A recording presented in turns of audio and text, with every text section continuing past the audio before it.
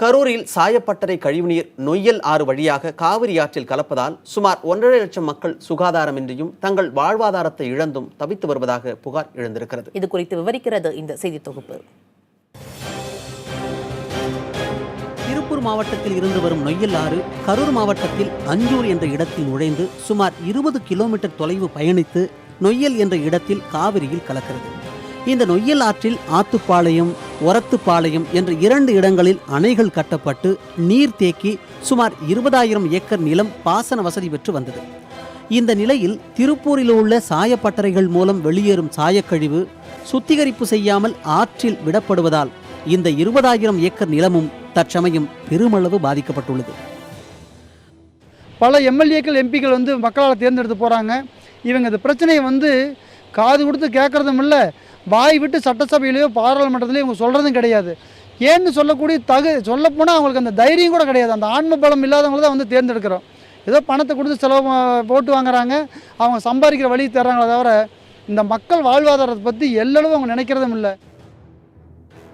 நொய்யல் ஆற்றில் சாயக்கழிவு கலப்பதை தடுக்க வேண்டும் என்று கரூர் மற்றும் திருப்பூர் மாவட்ட விவசாயிகள் போராட்டம் செய்தால் சமாதானப்படுத்த வேண்டி அந்த காலங்களில் மட்டும் ஆற்றில் சாயக்கழிவு நீர் கலப்பது தடுக்கப்படுவதாக கூறும் விவசாயிகள் கடந்த சில தினங்களாக நொய்யல் ஆற்றில் திருப்பூர் மாவட்டத்தில் இருந்து அதிக அளவு சாயக்கழிவு நீர் சுத்திகரிக்கப்படாமல் திறந்து விடப்படுகிறது என்றும் குற்றம் சாட்டுகின்றனர்.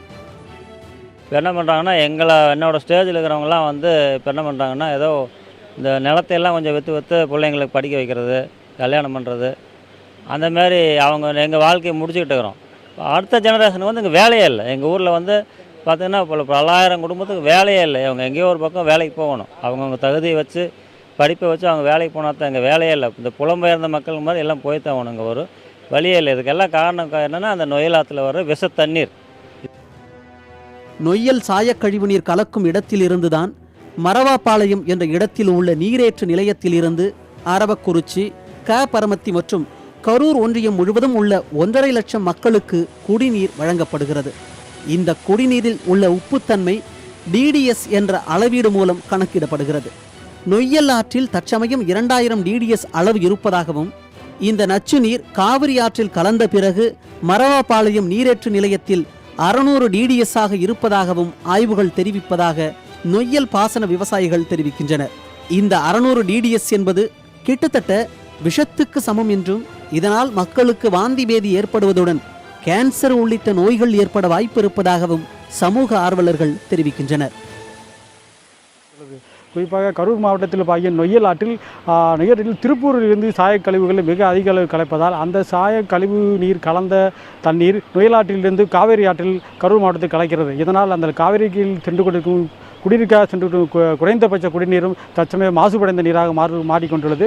தற்சமயம் 650 டிடிஎஸ், அதாவது அந்த நீரின் நில உப்புத்தன்மை 650 அளவாக உள்ளது. அந்த குடிநீர் நீரை தான் தற்சமயம் பொதுமக்கள் குடித்துக் கொண்டிருக்கிறார்கள். மாவட்ட நிர்வாகம் உடனடியாக விழித்துக்கொண்டு நொய்யல் ஆற்றில் அந்த சாயக்கழிவு நீர் கலப்பதை தடுக்க வேண்டும் என்பதே இந்த பகுதி மக்களின் கோரிக்கையாக உள்ளது. புதிய தலைமுறைக்காக கரூரில் இருந்து கண்ணன்.